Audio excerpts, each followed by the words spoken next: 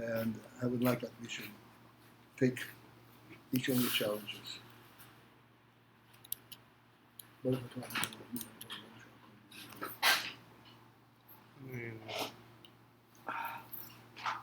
Because each one of them is another light.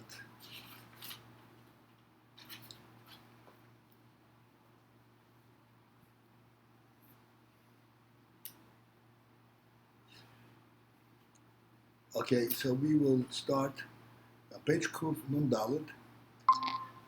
Bottom third of the page, or bottom corner of the page, the line begins with the word Ha His Havus.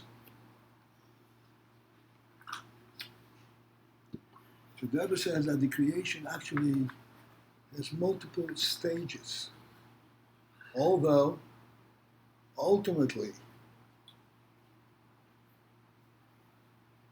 the force that enables all of these stages and the entire creation from inception all the way down to a full-fledged world is the divine will and the thought of having a world. And that thought is contained already the world in two ramifications. And this is what gives it chayus, gives it a spirit behind in support, a presence.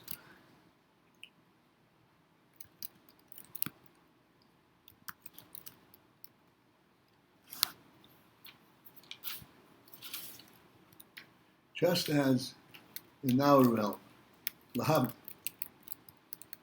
a human being can build huge arsenals.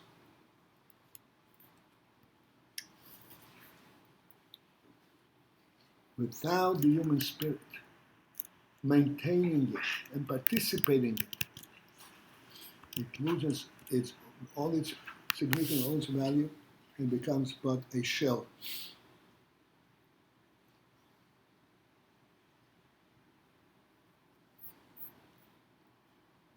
This house of a world is not a shell, although it looks like it is. It's all structured, and everything has its stands on its own, so to speak. A table stands on its own legs, but it is not the legs that hold the table up, as we said many times. Not only that, a human being is not held up by his legs.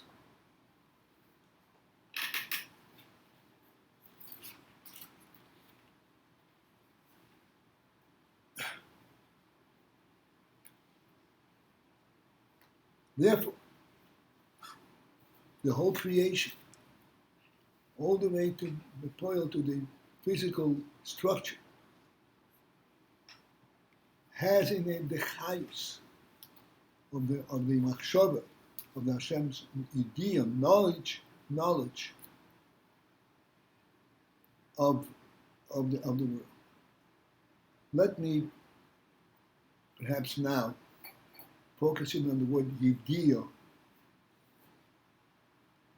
rather than machshava or other terms that come up.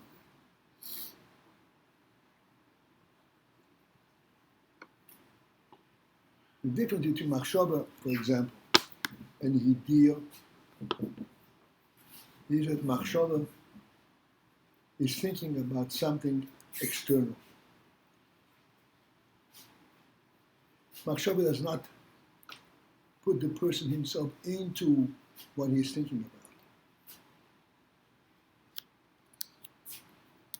He does not create the thing that he thinks about. He thinks about them in their own abode. The idea means a personal knowledge. Again, idea, personal knowledge means it's not I know it from across the street.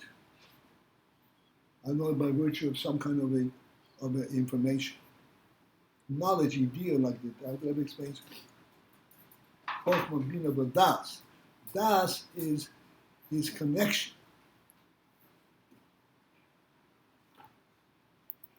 Which means that the entire soul is connected, entire intelligence is connected to this union. Connected means it relates to it. It appreciates its presence and giving it support and giving it its intellectual presence.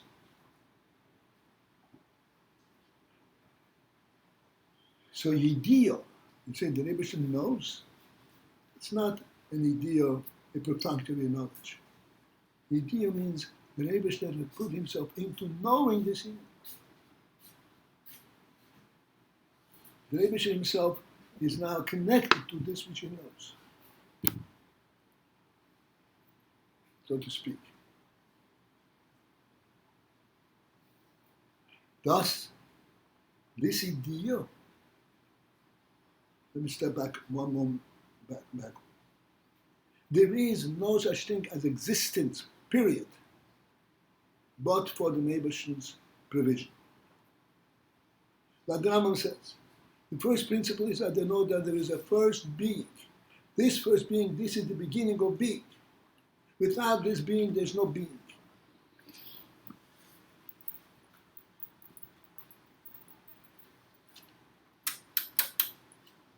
So this idea, this represents the source and the basis of being. This idea is what brings being into the creation.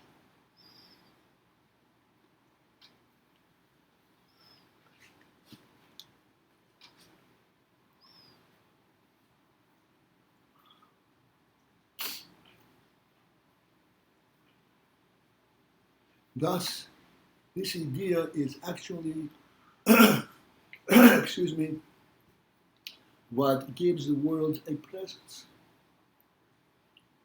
We look at the world and say, oh, there is such a physical reality. This physical reality is a non-entity. Not only it's not an entity, it's no value. It doesn't exist. But from the fact that Hashem knows it. It represents Hashem knowing it. This is what the physical existence represents. And again, here we talk about a presence on the most fundamental level.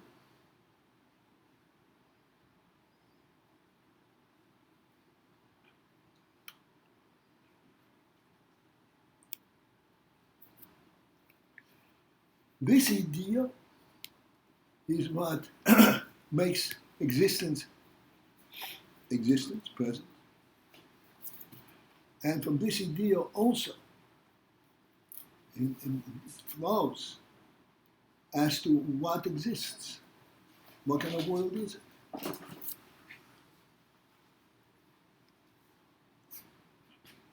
Every detail of the existence of the world is rooted in this idea.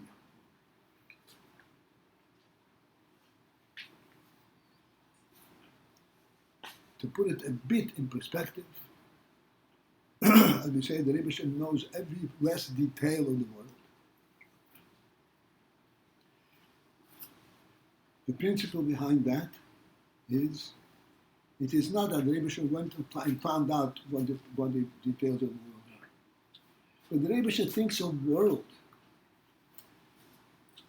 The Rebbe thinks of world in the most perfect and complete sense.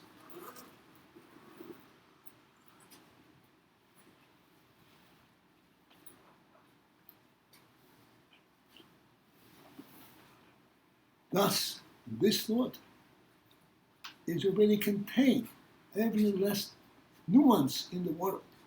Anything that's significant in the world is already contained in this knowledge. And this knowledge is what gives it a presence.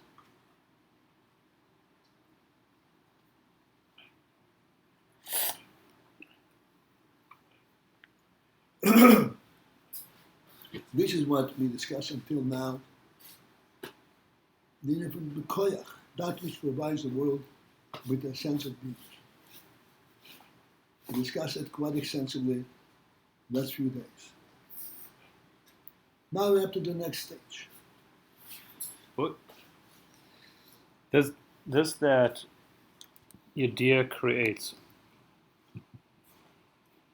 why not something like Ratson or Hargasha? I mean, your deer does sound a step removed. To think about something, it's cooler than Ratson or Hargasha or something. From the Rotzon, it comes into the idea. From the Rotzon, it comes into the level of idea where it becomes a factual presence.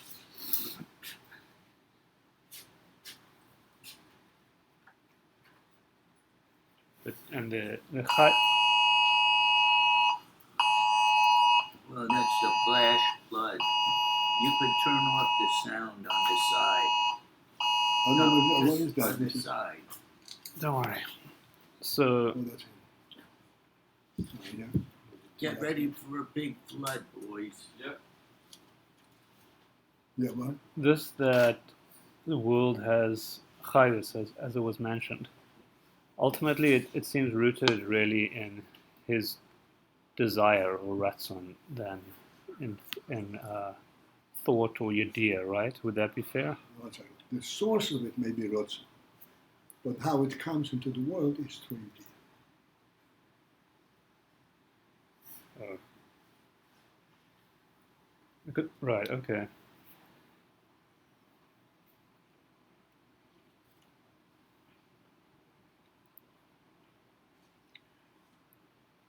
I don't want to go into Rotzon right now because this is not topic that's being discussed.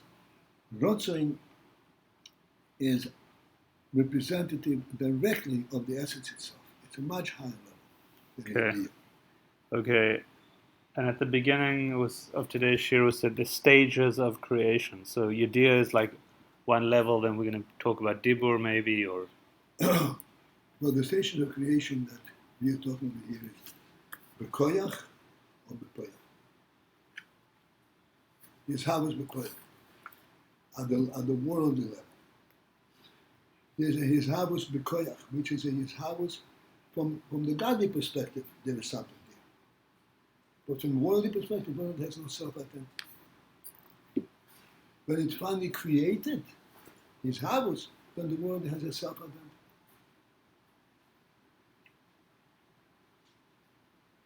Now you can go and take things in the world and build within the world context. You take a few pieces of wood and make a table.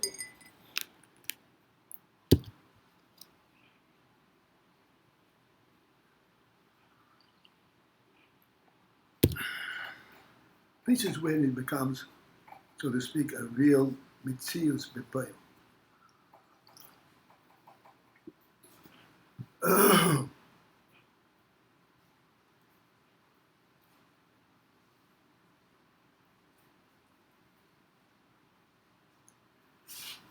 right, I mean, we can go into everything that mentioned. We can go further detail, further depth, but suffice for this time. I think it's quite clear.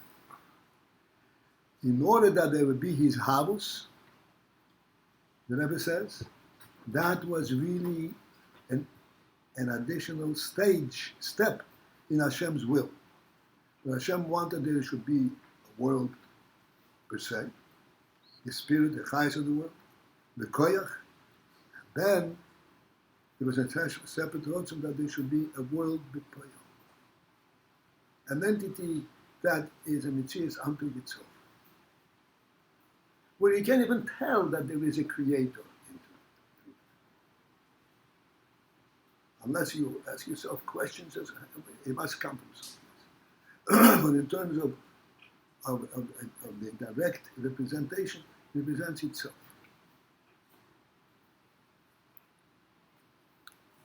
Has anyone given a thought that when you take a piece of wood, that this piece of wood is actually a part of a living tree? Has anybody given that thought? Doesn't allow that thought away. So at this point, it's just a piece of wood.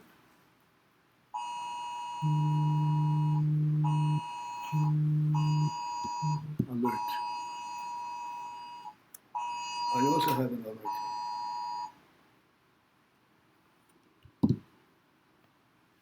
Okay, never mind.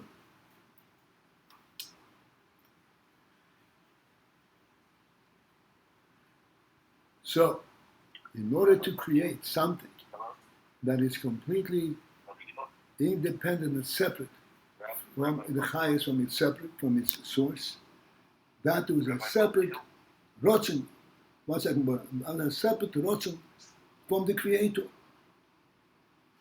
He provided for it a being, a present, that is a standalone present. Please understand, it's a standalone from the highest and from the obvious process, but it is still the divine knowledge that gives it a presence, that gives it a possibility of being. Except this knowledge is so remote and so from such a level that you can't even tell that there is a will in it. Like in our example, you take a piece of wood, you can't tell that it comes from a living tree. You can't tell that there's any significance to it. Just a plank without any significance. But really, it is a creation in the world. You cannot tell significance because now it's a Metzius Yesh. Because it is a Metzius Yesh. It is, yeah. Higher than that, significance is embedded. That's right.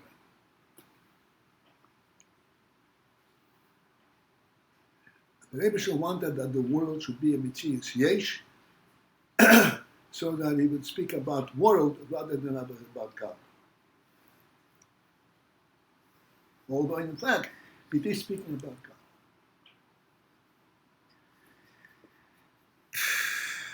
In order that there be this creation, the Rebbe explains very briefly, in the parentheses, the Lamb begins with his house, in order to bring from the highest already contains, so to speak, the significances that are contained in the world. Nonetheless, take it from this highest into Mitzius, Yesh V'Yayin, you have to have a tzimtzum. It does not flow automatically. As long as it flows automatically, it cannot be a Mitzius, Yesh, like a word.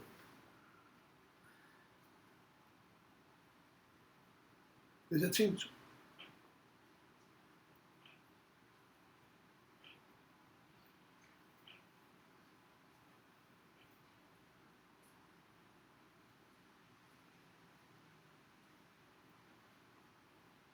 Give us an idea of a tzimtzum.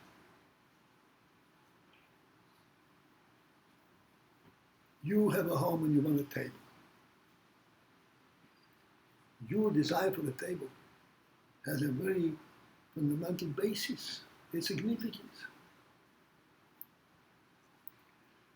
But then you're not a carpenter. You want a table that will stand solidly. So you go to a carpenter and you commission him to build you a table. The carpenter builds a table. He doesn't build a table with you in mind. He builds a table the way he knows to build a table. It's completely devoid of any significance. He's building a table in nothingness. Only because you're going to get paid for it. Not because of the value of the table per se.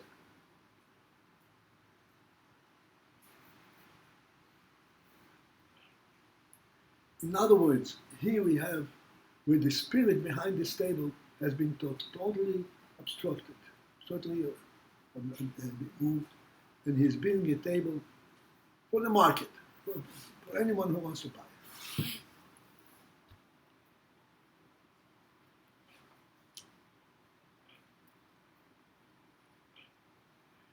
it. That is where the highest has been something. So even though the highest was in something, the skeleton of it remained.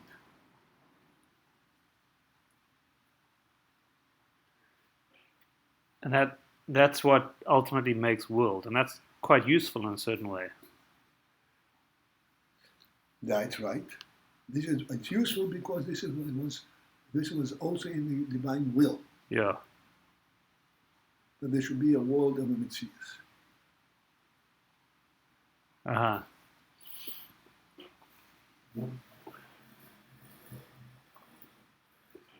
This will, the divine will that there should be a world of Metzius, this is what gives the world of a Metzius a Metzius. Let's take this one just step further, since we went to this. This world of Metzius carries godliness in it, but in a totally different way, such as a mitzvah, where you pick up and do something that Hashem wants you to do within this Metzius that you want. In itself, it is a totally insignificant action.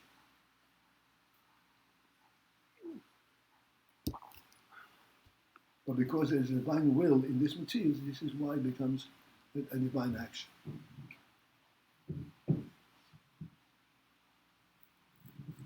This is with divine divinity, the divine presence has been translated totally on the lowest worldly level.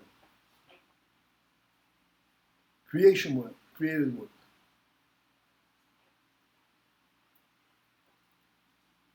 Okay, let's continue. And the line begins Shehu Ato, which is approximately 8 lines from the bottom And- or so. And just to Yeah. look at the carpenter for a minute, Yes. he goes away from making custom tables for individuals. He goes away from the relationship to making hundreds, thousands of tables in a factory. And that's not a bad thing. On the one hand, the spirit of it is disappeared. It's no longer a relationship, it's now a transaction. He's got thousands of tables. On the other hand, the cost of tables goes down, the world gets developed. So it's a very interesting... No, Chas v'Shalom, I'm saying a bad thing. That's why I said there's a divine will Yeah. for that level of creation. Right, but we do acknowledge that the chayus, the relationship element, the or basically is completely reduced almost to the point of entirely obscured. That's true. It is. It is. You go into mazes, like I mentioned, and tables are standing one on top of the other. They stand for nothing. Right. So on the one hand, that might make a person's stomach churn. It might be completely abhorrent. On the other hand, it's providing useful human merchandise at a very low price. It's just a funny. Okay, let's take this to a practical situation. It doesn't make a stomach churn, but You might think it could or should, right? Okay, The factory is inhuman. Here's the example. Here's the example that is a practical example that we experience in our world. We spoke about it several times. Henry Ford, who was a genius developer,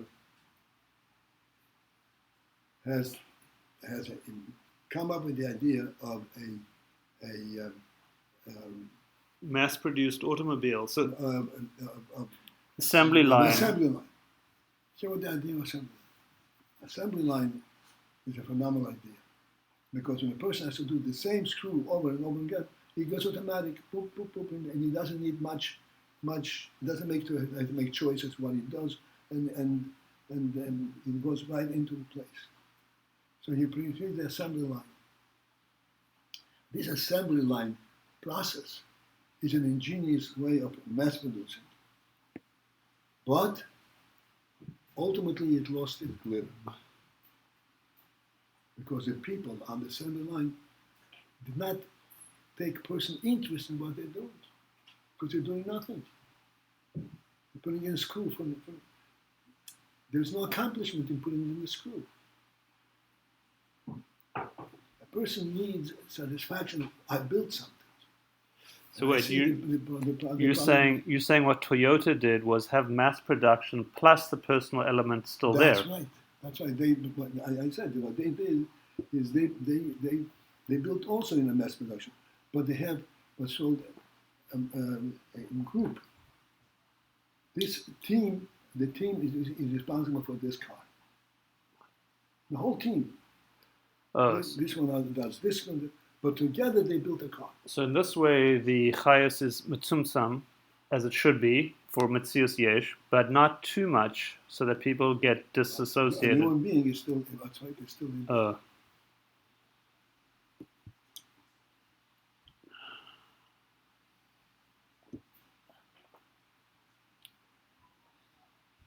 it's interesting that America has been usurped for the first place in manufacture by Japan. How do they compare to America?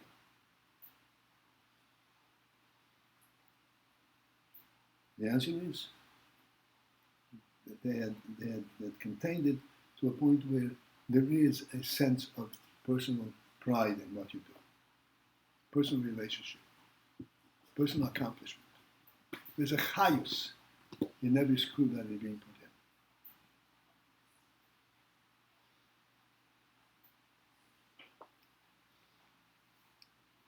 All right.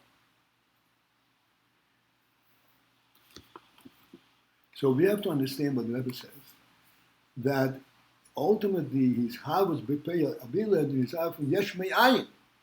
It is not yesh me'ayin, but an ayin means literally devoid of any divine will, divine interest.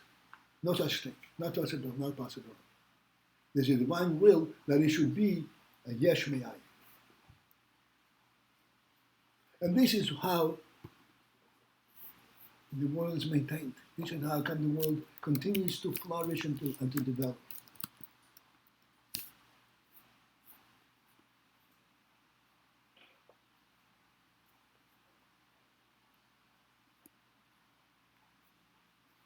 And yet it is called Ischachus Mura. This is called a completely novel thing because it's not a direct flow from the chayos of the rotzen and the idea.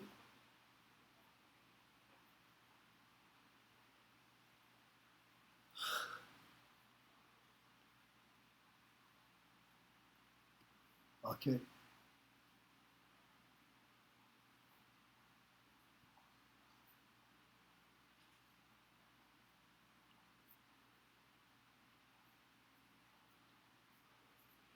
All right, let's go down to the line begins with his havos, approximately 8 lines from the bottom. At the end of the parentheses. However,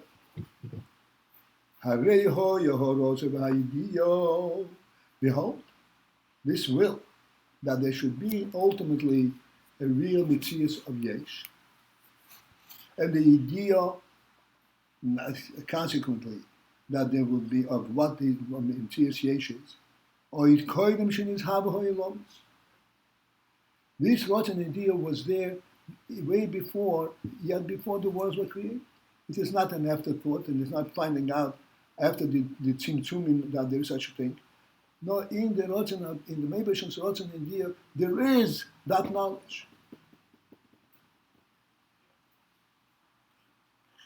It is Hashem who can extend his knowledge all the way down to a totally insignificant level. And it is still a divine knowledge. And thus it is still a divine presence. Ukmeisha Kosim, the Pasuk says, Magid Meireshis Acharit. Magid, he tells, he proclaims, he predicts, Meireshis, from the beginning, Acharis, its ultimate end. Umikedem, and from prior existence, Asher lo nasa, that which has not yet begun to be. Kedem means prior to everything. So, in fact, there is that idea, even though we just finished saying, we just finished saying that this level of creation of the Yesh is a separate Ritzorot that comes after the Tzimtzum. However, in truth, this Rotzen was there way before. By Hashem, this Rotzen and this knowledge preceded all of everything. It is His knowledge and it is His reality that is being expressed in the.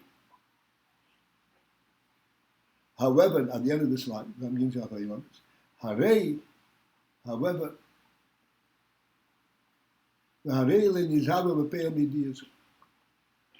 behold, the worlds did not come to be bepoil. Bepoil means from their own perspective. Hashem knew it, but the world, knowing itself, it did not happen. Midiyazu from this knowledge.